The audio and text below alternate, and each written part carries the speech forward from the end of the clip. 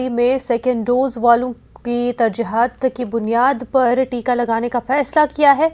फैसले के तहत आज राजधानी भोपाल समेत रियासत के सभी शहरों में दूसरे डोज लगाए जाएंगे। हुकूमत की जानिब से दूसरे डोज के लिए रियासत की सतह पर 4 लाख लोगों को वैक्सीन लगाने का हदफ तय किया गया है।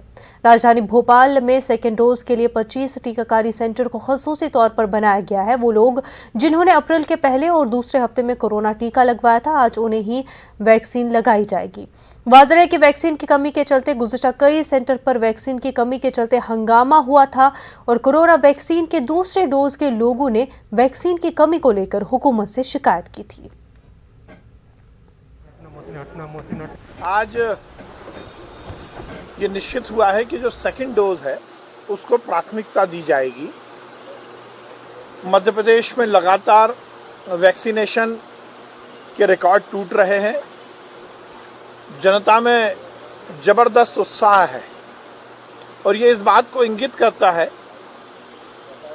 कि लोगों ने अब ये मन बना लिया है कि हम तीसरी लहर से मुस्तैदी के साथ सामना करेंगे। दुनिया की हर स्टडी ये कह रही है कि जो वैक्सीनेटेड है उसको कोरोना संक्रमण नहीं होता और यदि होता भी है तो उसके लक्षण बहुत कम